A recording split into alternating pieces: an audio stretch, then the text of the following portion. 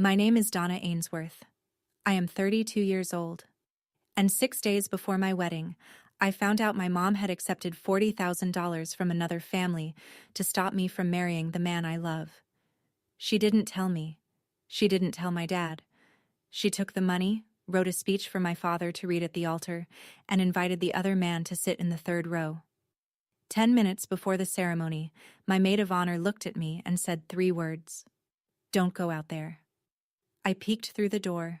My entire family was standing at the altar.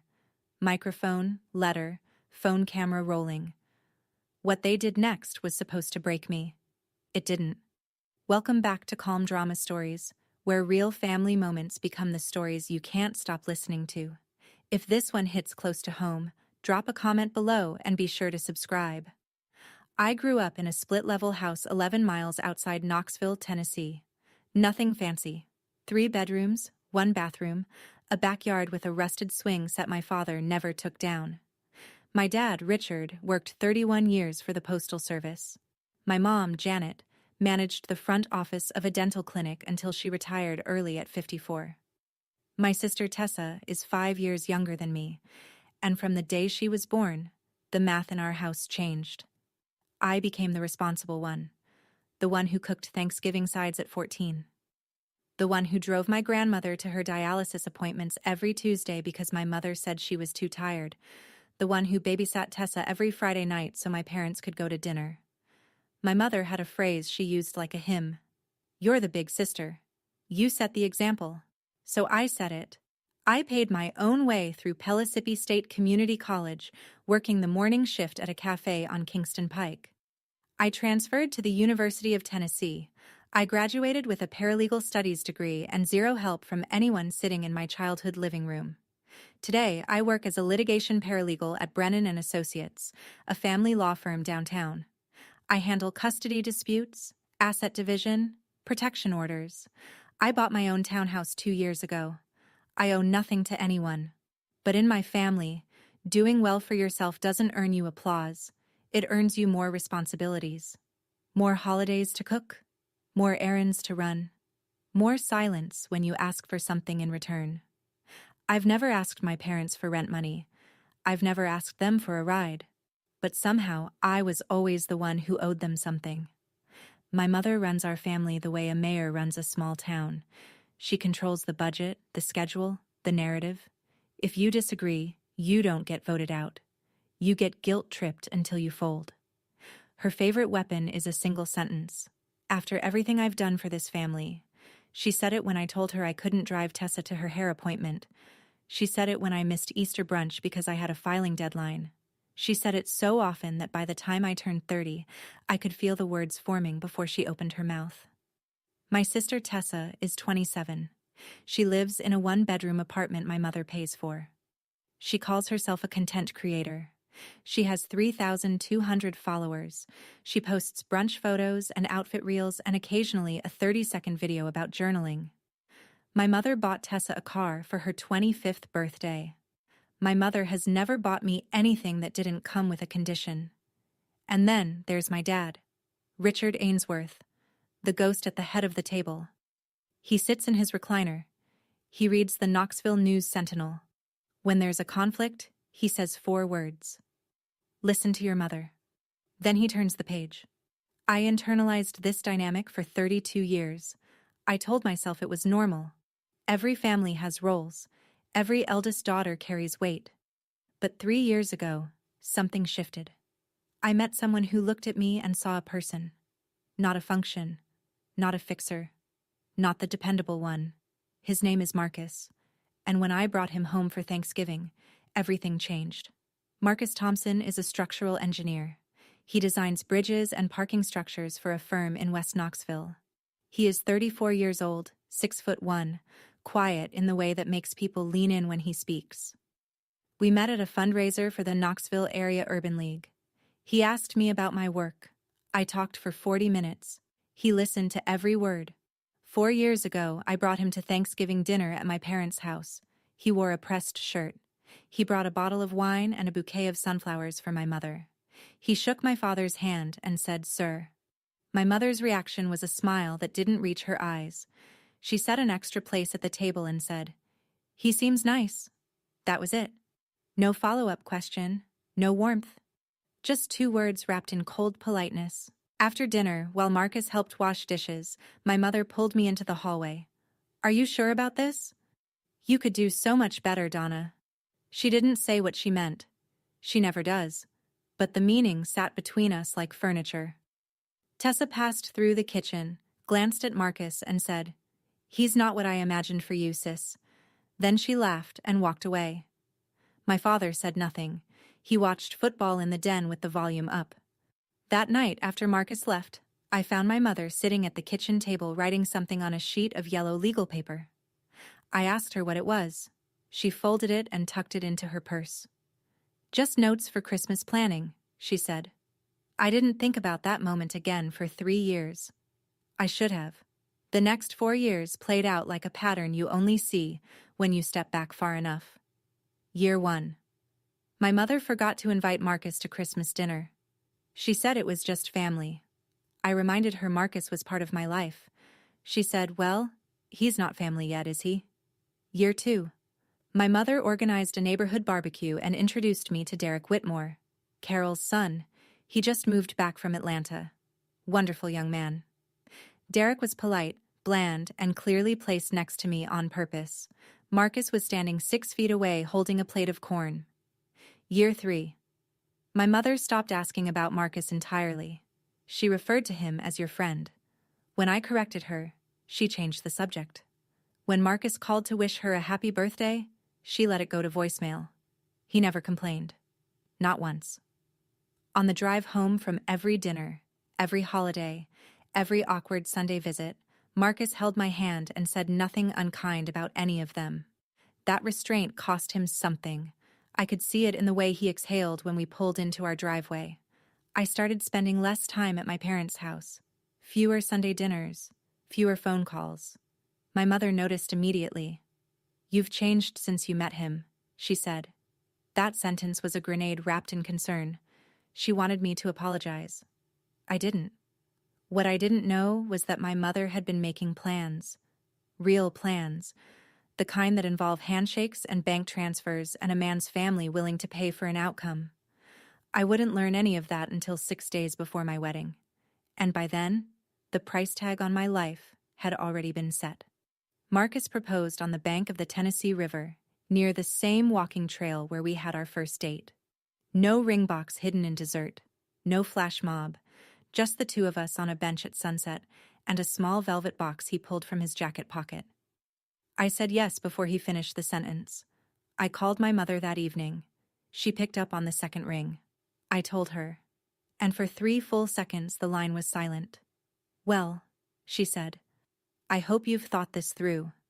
That was it. No congratulations, no excitement, no questions about the ring or the date or how I felt. Just the hum of the refrigerator on her end, and a sentence that landed like a door closing. Tessa called me an hour later. "Are you serious? You're getting married before me?" She didn't say congratulations either.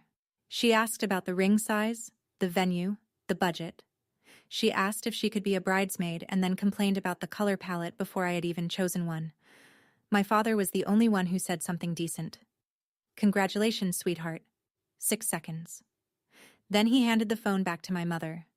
3 days later, I took Tessa to try on bridesmaid dresses at a boutique in Westtown Mall.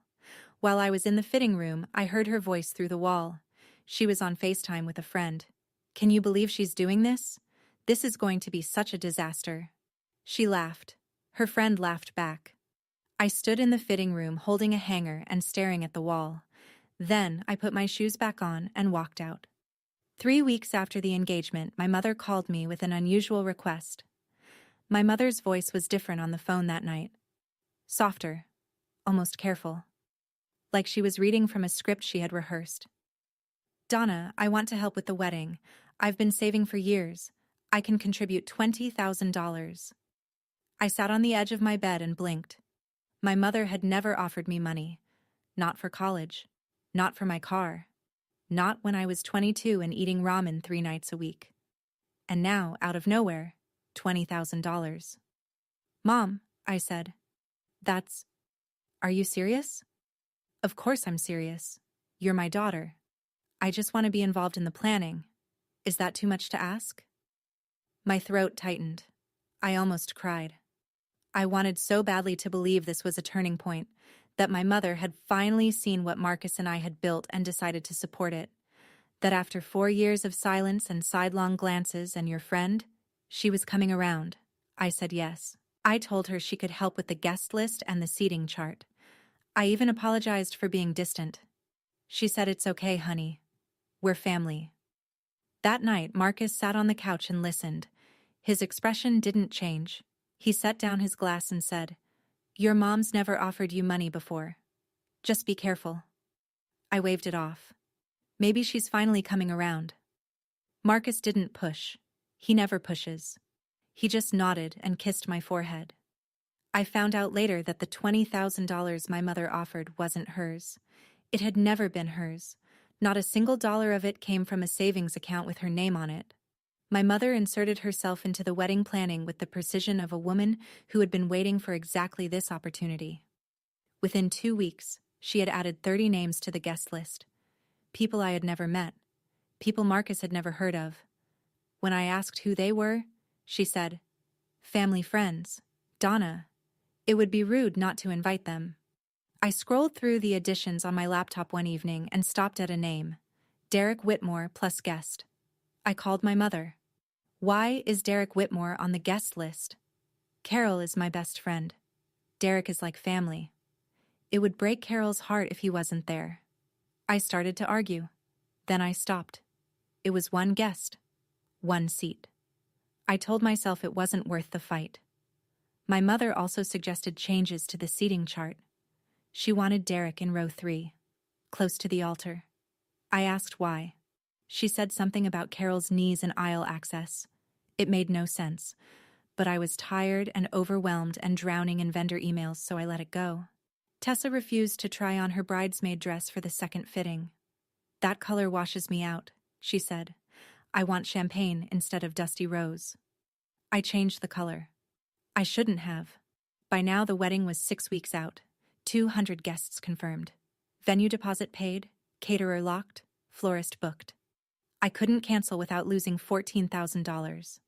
And then, 6 days before the ceremony, my phone buzzed at 11 at night. Rachel's name on the screen. Rachel, my maid of honor. Rachel, who never calls after 9. "We need to talk," she said. "Tonight. I'll be there in 15 minutes. If you've ever had someone in your family try to control who you love or how you live your life, you know exactly what this feels like. If Donna's story is hitting close to home, drop a comment and tell me. Did your family ever cross a line at a moment that was supposed to be yours? Hit subscribe so you don't miss how this ends." Rachel sat on my kitchen floor with her shoes still on and her coat half off. She was holding her phone the way people hold evidence. Tight. Screen down. Like she wasn't sure she should show me. Rachel Kim is my best friend from college and Marcus's cousin on his mother's side. She is the person I trust most in the world outside of Marcus himself. When she says something matters, it matters. She turned the phone over. "I need you to read this." It was a screenshot from a group chat, a nail salon group, Carol Whitmore's salon, where Rachel gets her nails done every other Thursday. Carol had sent a message to the wrong thread. The message was addressed to my mother. "Is everything ready for Saturday? Derek is nervous. I told him once the intervention works, Donna will come around. The $40,000 was worth every penny." I read it twice. Then a third time. $40,000. My mother had told me she was contributing 20, but the real number, the full number, was double that. And it hadn't come from savings. It had come from Carol Whitmore. Rachel scrolled down. There was more. A second screenshot. My mother's reply to Carol. "Don't worry. Once Richard reads the speech, Donna won't have a choice. She won't humiliate herself in front of 200 people." I set the phone on the counter. My hands were shaking. I stared at the kitchen tile for a long time. $40,000. My mother had taken $40,000 from another woman's family to arrange my marriage to that woman's son. I sat on my kitchen floor for 20 minutes. Then I called Marcus. Marcus walked through my front door 14 minutes after I called. He didn't ask what happened. He sat on the floor next to me and waited. I cried for about 5 minutes. Not the pretty kind, the kind that sounds like something tearing. Then I wiped my face with my sleeve and told him everything. He listened. He read the screenshots. He set the phone down. And then he said, "We're not canceling this wedding." I looked at him. His jaw was tight, but his voice was steady. "This is our day. They don't get to take it." We sat at the kitchen table until 1 in the morning. We made a plan. No confrontation before the ceremony. No warning to my mother. No canceled venue. No changed locks. We would let the intervention happen. And when it was done, I would respond. With facts. With proof. With documents. I am a litigation paralegal. I compile evidence for a living. I organize discovery binders, sort financial disclosures, prepare exhibits for depositions. I've done it 1,000 times for strangers. Now I would do it once for myself. Rachel helped us pull the records. Carol Whitmore's Venmo history was partially public. 2 transfers to Janet Ainsworth, $25,000 in March of last year, $15,000 in August. The memo on both? Wedding arrangement. We printed the screenshots, the transaction records, and the original guest list, my version with 170 names, compared to my mother's edited version with 200. Marcus called our officiant Reverend Patricia Miles. He told her the ceremony might be interrupted. He asked if she would be willing to proceed once the interruption ended. She said, "Absolutely." We sealed the documents in a manila envelope. Rachel would carry it into the bridal suite on the day of the wedding. The 3 hardest days of my life were not the days after the wedding. They were the 3 days before it. 72 hours of pretending, smiling through the final venue walkthrough, nodding while the florist adjusted centerpieces, sitting across from my mother at the rehearsal brunch and listening to her talk about place cards. Janet called me 3 times a day. "Are you excited? Is everything perfect? I can't wait to see you walk down that aisle." Each call was another layer of acting I didn't know I had in me. "Yes, Mom. Everything's perfect." At night, I printed documents, Venmo records, screenshot comparisons, the guest list side by side. I organized them the same way I organized trial exhibits. Chronological, tabbed, labeled. Marcus tucked the stack into the manila envelope and drove it to Rachel's apartment.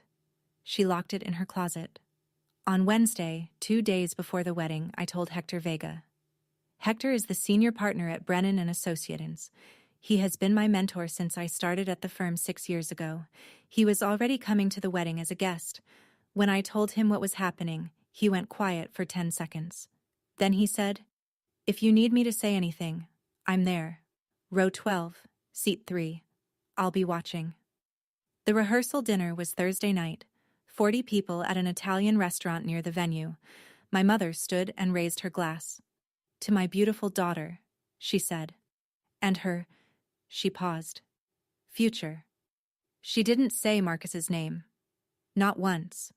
She toasted my future without naming the man I was spending it with. I smiled. I touched my wine glass to hers, and I counted the hours. The rehearsal dinner should have been a celebration. Instead, it felt like surveillance. My mother worked the room with a hostess's efficiency, touching arms and whispering to people I barely recognized. Most of them were from the 30 names she had added to the guest list. Carol Whitmore's crowd, friends of friends, people who smiled at me with the vague warmth of strangers doing a favor. Derek Whitmore was there. He wore a navy blazer and sat next to my mother for most of the evening. She introduced him to guests like a campaign manager. "This is Derek. He's like a second son to me. Carol's boy. Wonderful young man." Marcus shook Derek's hand when they crossed paths near the bar. Derek looked away first. He held his cocktail at chest height like a shield and spent the rest of the night by the window. Tessa sat in the corner recording TikToks. She leaned into her friend and whispered something. They both looked at me and laughed. I pretended not to notice. After dinner, I drove home alone. Marcus went to his brother's house for the night. Tradition. Or maybe just distance from the noise. I lay on my bed in the dark. The ceiling fan clicked on every third rotation. I stared at it and tried to breathe. On the nightstand was a printed copy of the final guest list. I picked it up. Found row 3, seat 7, Derek Whitmore.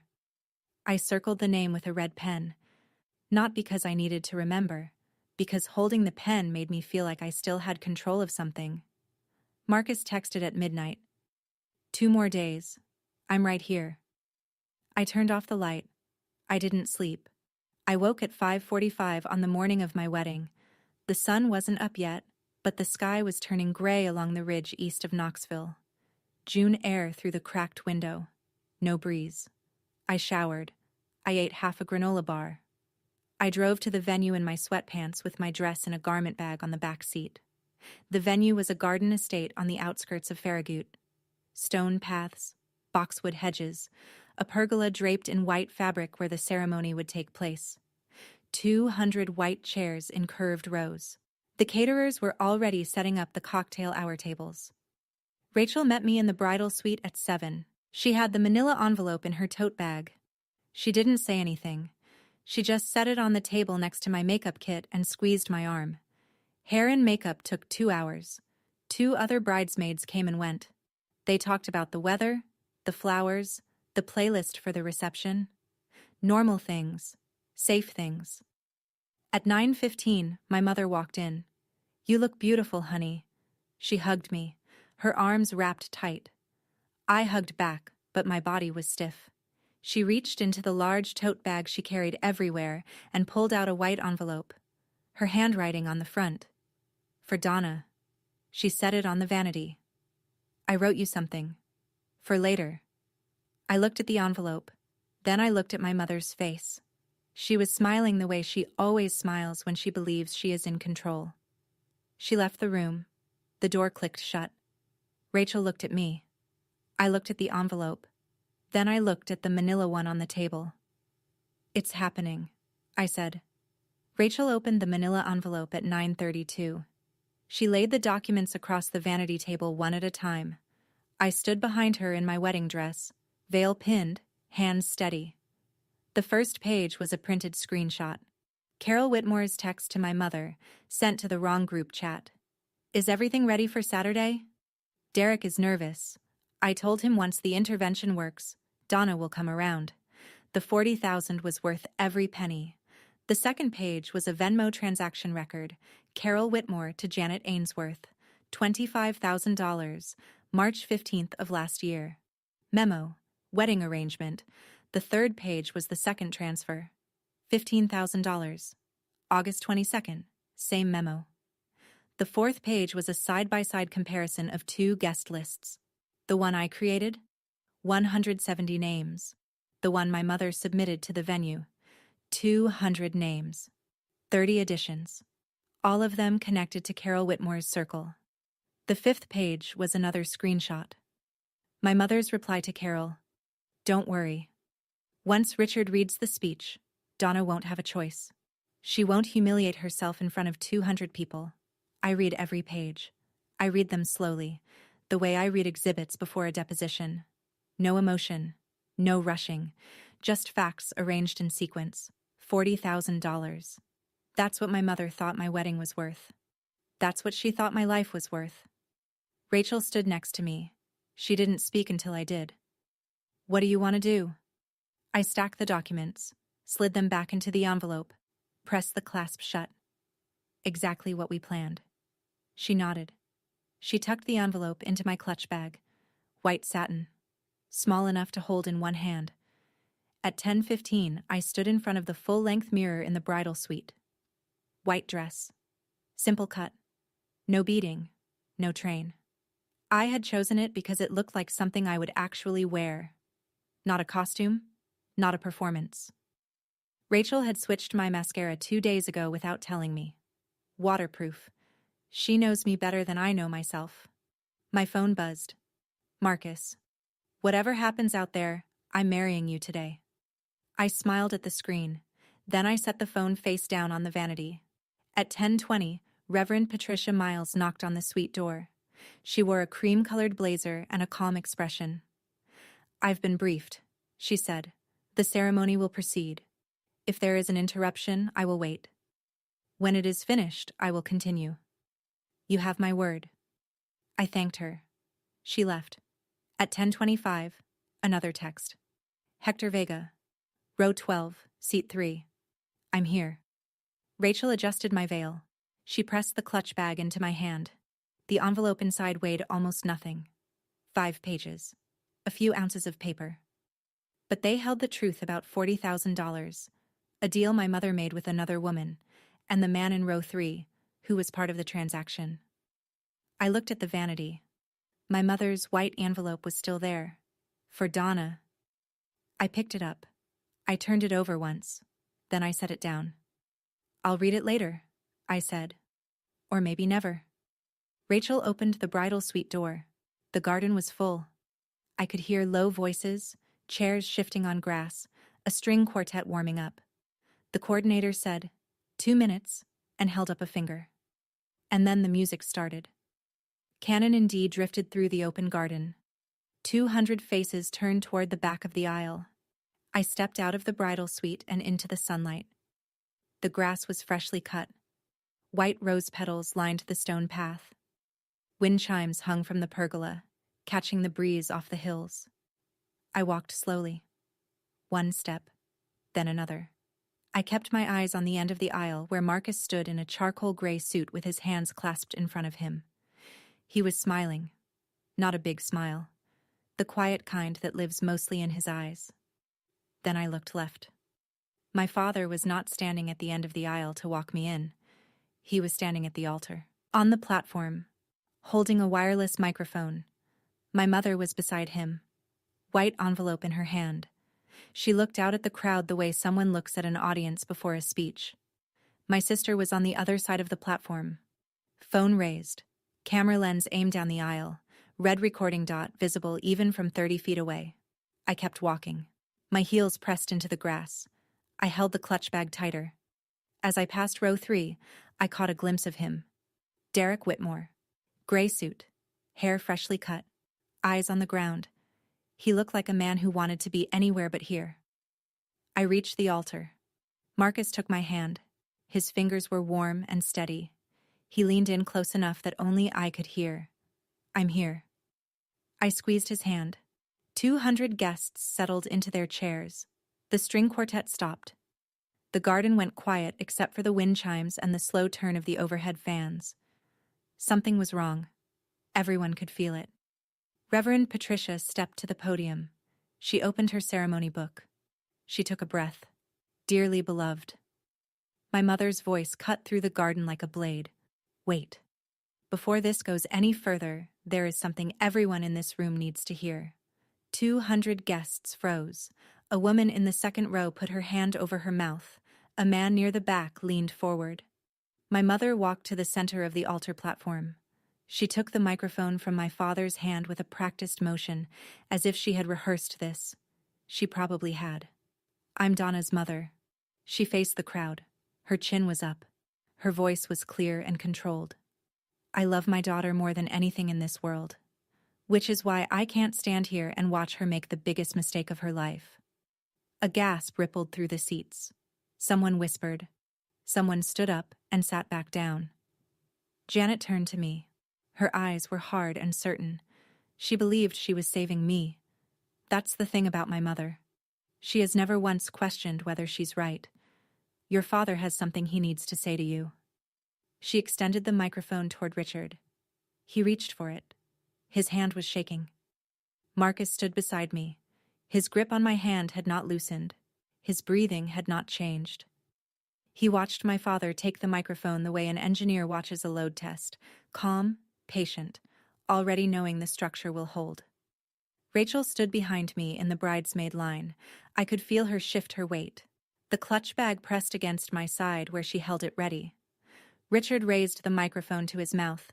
200 people held their breath. My father held the microphone the way a man holds a hymnal he has never opened.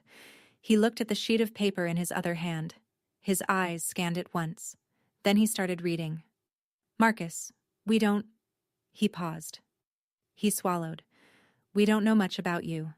And as a father, it's my job to protect my daughter from financial risk. His voice cracked on the word risk. He wasn't a public speaker. He wasn't a confrontational man. He was reading someone else's words, and every syllable sounded like it. We've been told that your credit history isn't, he stumbled, that you have significant debts that Donna may not be aware of. Marcus didn't move. He didn't flinch.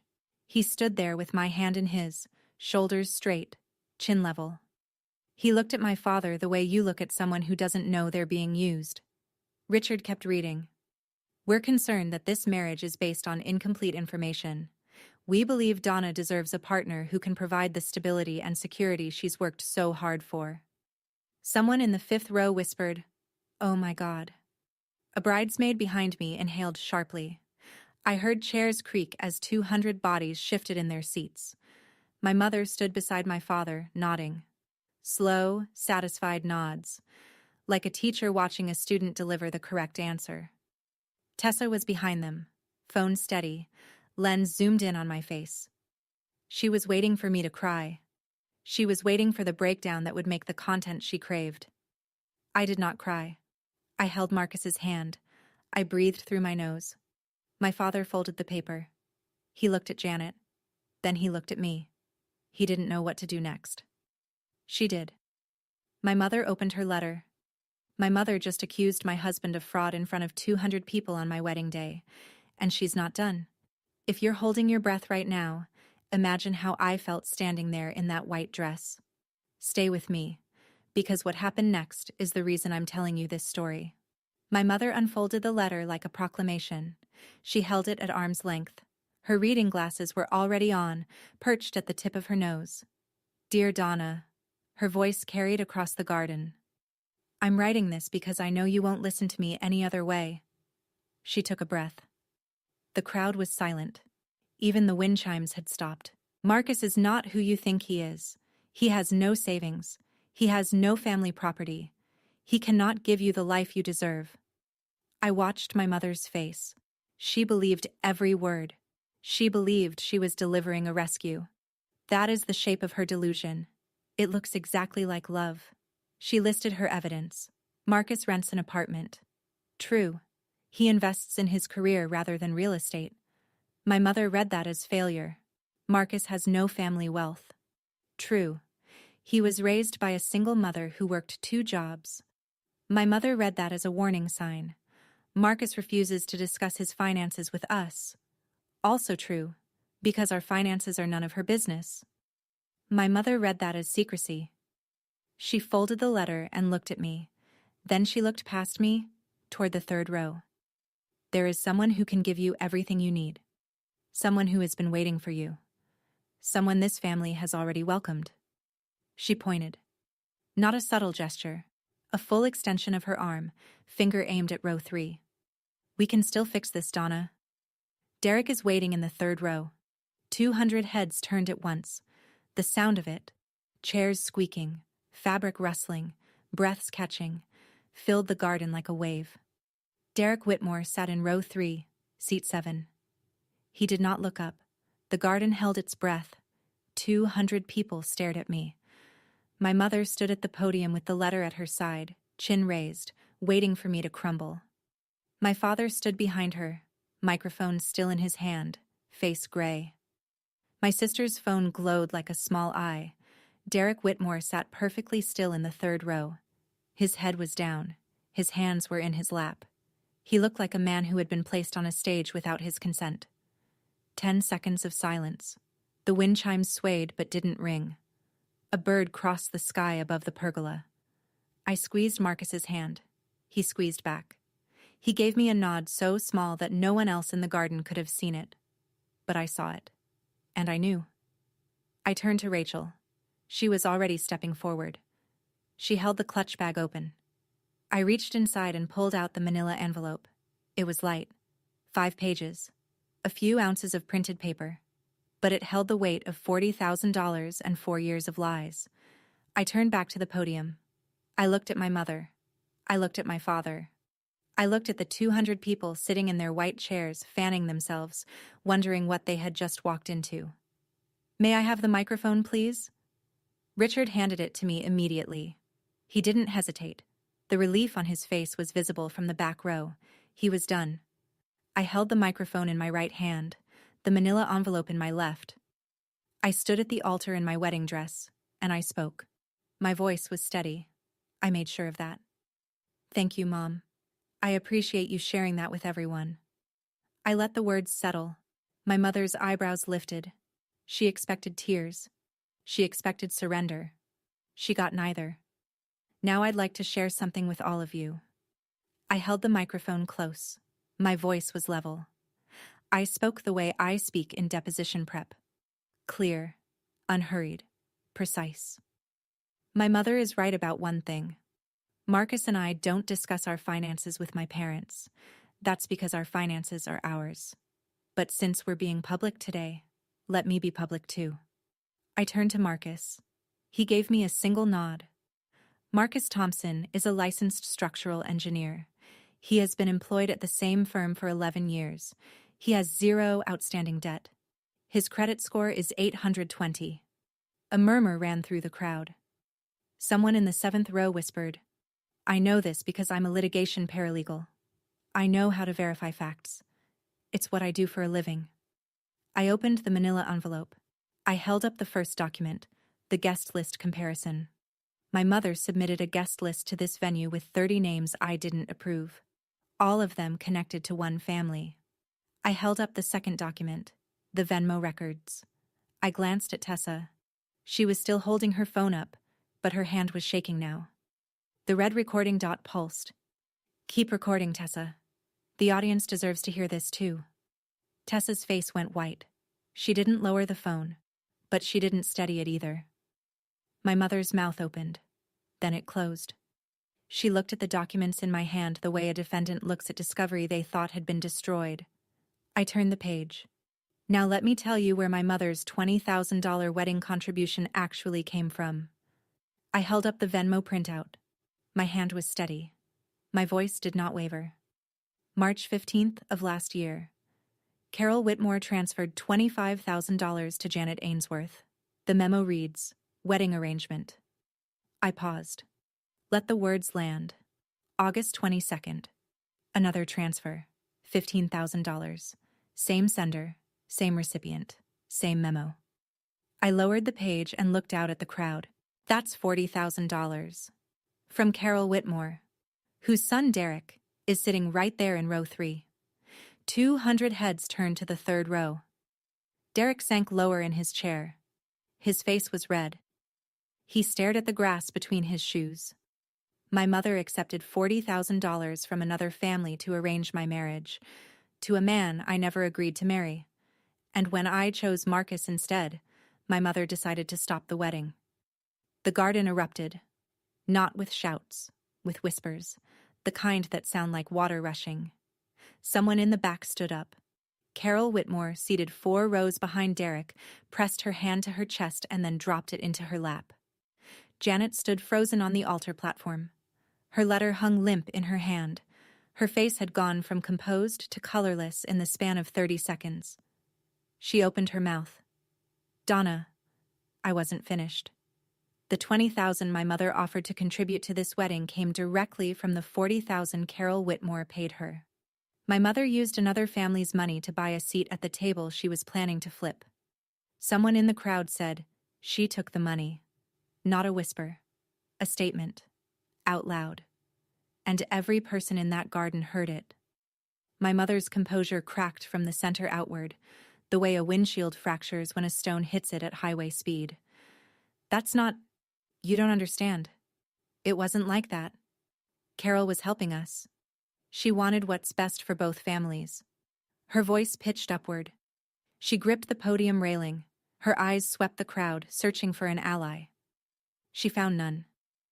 I did this for you, Donna. Everything I've ever done has been for you. Do you know what I've sacrificed? Do you know what it's been like watching you throw your life away? She was crying now, but the tears came too fast and too loud, the way they always come when Janet Ainsworth needs an audience to take her side. She wasn't grieving. She was performing. I had watched her do it at family dinners, At church. At my grandmother's funeral. You're embarrassing me. In front of everyone. How could you do this to your own mother? I held the microphone at my side. I didn't step closer. I didn't lean in. I spoke in the same tone I had been using since I started. You planned an intervention at my wedding, Mom. You accepted $40,000 to sell me to another family. And I'm the one embarrassing you? The murmuring in the crowd grew louder. A woman 3 rows back said it again. She took the money. A man near the aisle shook his head slowly. Janet looked at Tessa. Tessa had lowered the phone halfway. For the first time in her life, Tessa was not performing. She was staring at our mother the way you stare at a stranger who just did something terrible in a grocery store. My mother was alone on that platform. And she knew it. Richard Ainsworth had been standing at the back of the altar platform since he handed me the microphone. He hadn't moved. He hadn't spoken. He looked like a man who had walked into a room he didn't recognize. Janet. His voice was low, but the garden was so quiet that everyone heard it. What is she talking about? $40,000? My mother turned to him. Her mouth opened. She started to form a word. It didn't come. Did you take money from Carol Whitmore? It's not what it sounds like. My father stepped forward. His face was a shade of red I had never seen. Richard Ainsworth does not raise his voice. He has spoken in a flat Midwestern monotone for 61 years, but when he asked the next question, his voice cracked. Did you take $40,000 from that woman to arrange our daughter's marriage? Janet pressed her lips together. She looked at the crowd. She looked at me. She looked back at Richard. And for the first time in my memory, she had nothing to say. Richard turned to me. I didn't know about this, he said. He held up the crumpled paper. The speech Janet had written for him. I read what your mother gave me. I thought I was protecting you.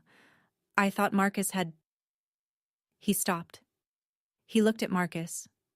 Then he looked at the floor. I should have asked, he said. He crumpled the speech tighter. He stepped off the platform. He walked past the front row, past the second row, past the third row where Derek Whitmore sat motionless. He kept walking until he reached the last row of chairs. Then he sat down alone. Nobody spoke. The wind chimes rang once, then went still. Row 3, seat 7. Derek Whitmore sat there through my father's accusations. He sat there through my mother's letter. He sat there through the revelation of the $40,000 that bore his family's name. Now he stood up. He didn't look at my mother. He didn't look at me. He straightened his jacket, pressed his lips together, and stepped into the aisle. Carol Whitmore was 4 rows behind him. She reached out as he passed. Derek, sit down. No, Mom. His voice was quiet, but it carried. This is done. He walked down the stone path, past the rose petals, past the string quartet who had stopped playing 10 minutes ago and were now watching with their bows at their sides. He reached the garden gate, opened it, and walked through without closing it behind him. Carol Whitmore sat rigid in her chair. Her fingers gripped her purse strap. Her best friend of 18 years was standing on a stage being exposed in front of 200 people, and Carol couldn't look at her. The seat in row 3 was empty. The jacket imprint was still pressed into the white cushion. My mother watched Derek leave. I watched her watch him. And in her face, I saw it. The deal was dead. The money was wasted. The plan she had rehearsed and funded and protected for over a year had just walked out through a garden gate. I set the documents on the podium. I looked out at the crowd. Some people were crying. Some were furious. Some looked like they had just witnessed a car accident and were still processing what they saw. Does anyone else have something they'd like to say? Or can I get married now? Nervous laughter. Then one clap. Then another. Then the whole garden. Reverend Patricia Miles stepped to the podium as if nothing had happened. She opened her ceremony book to the marked page. She looked at me. She looked at Marcus. She smiled. Now, shall we begin? Marcus turned to face me. His eyes were wet, but he was smiling. That quiet smile.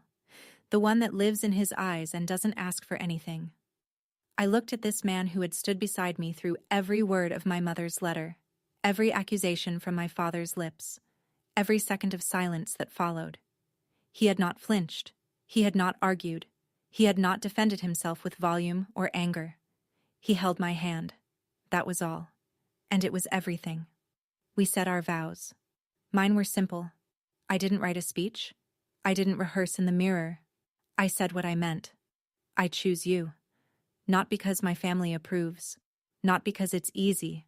Because you've never once asked me to be anyone other than who I am. Marcus said his. You taught me that love isn't loud. It's patient. It shows up. Every single day. Reverend Patricia asked for the rings. Rachel handed them over.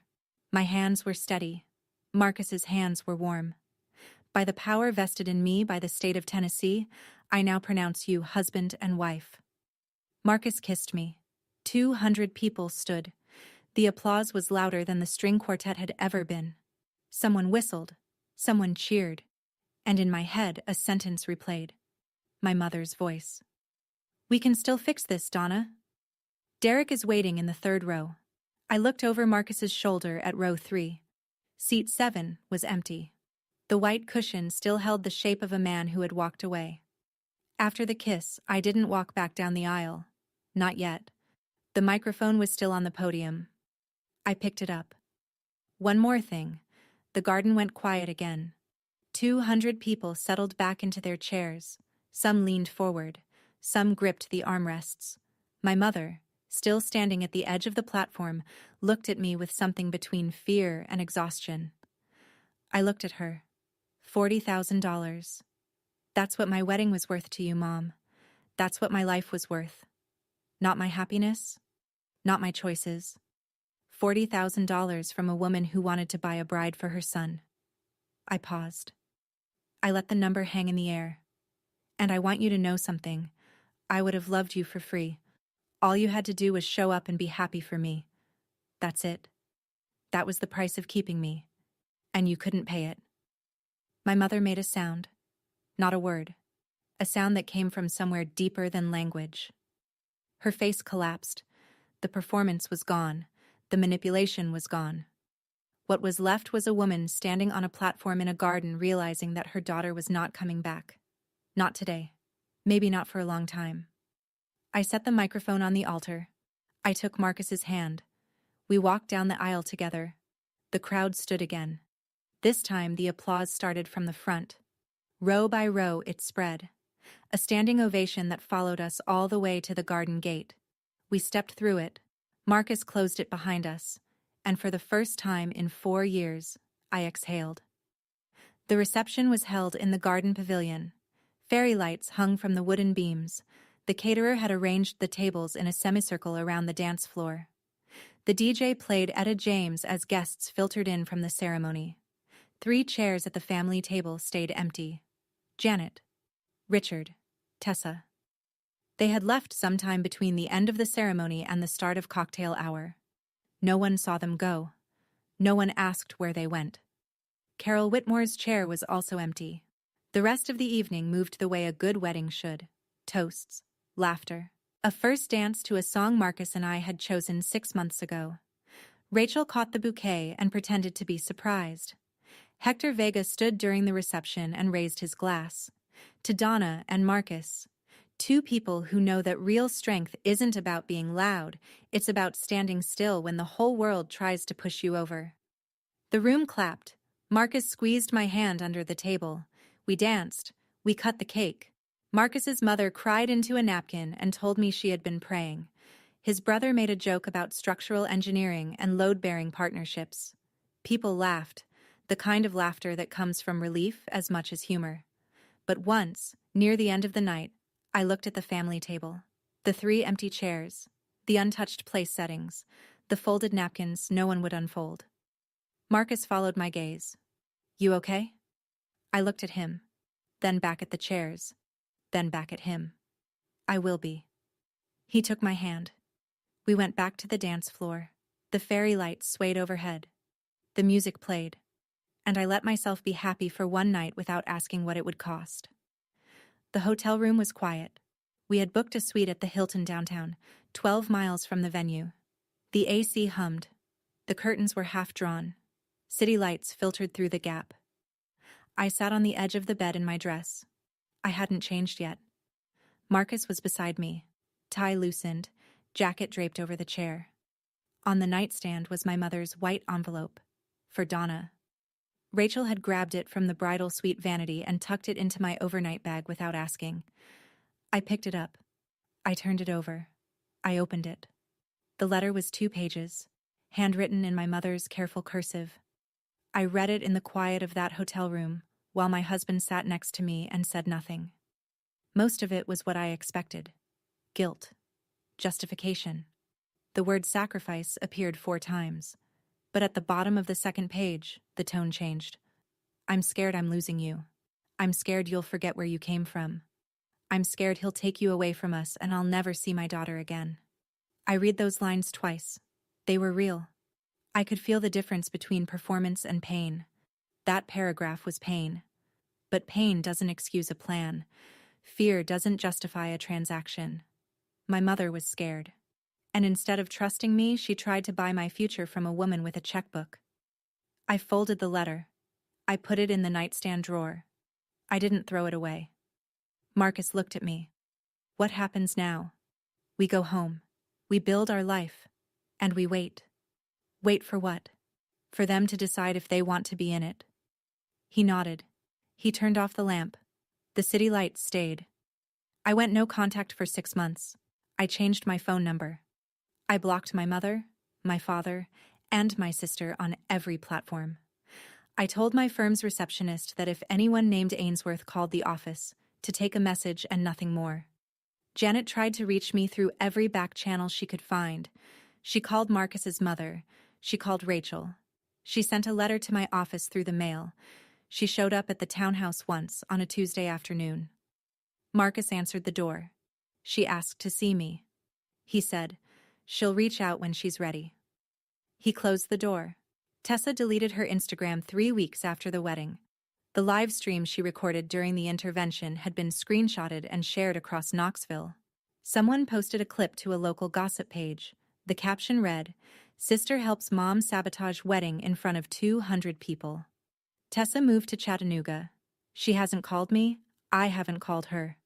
Carol Whitmore and my mother are no longer friends. I heard from Rachel that Carol blamed Janet for the public exposure. Janet blamed Carol for the text message that started everything. $40,000 and 18 years of friendship, gone in a single afternoon. 3 months after the wedding, a letter arrived at my office. Handwritten, my father's blocky print on the envelope. No return address. Inside, 2 sentences. I'm sorry I didn't ask. I should have asked. I read it at my desk. I read it again during lunch. I put it in my desk drawer, right next to my mother's letter from the hotel. 2 letters in a drawer. One from a mother who was afraid. One from a father who was late. I haven't replied to either, but I haven't thrown them away. Sunday morning, October. The townhouse smells like coffee and paint fumes from the guest room we're renovating. Marcus is at the kitchen table reading blueprints for a county bridge project his firm just landed. I'm sitting across from him in sweatpants and a college t-shirt, scrolling through paint samples on my phone. I got the promotion. Senior paralegal. Hector shook my hand and said, "You've earned this about 4 times before you were ready to hear it." Marcus looks up from his blueprints. He nods at the guest room. Maybe a nursery someday. I smile. Maybe. We eat breakfast. We wash the dishes together. We don't talk about the wedding. Not today.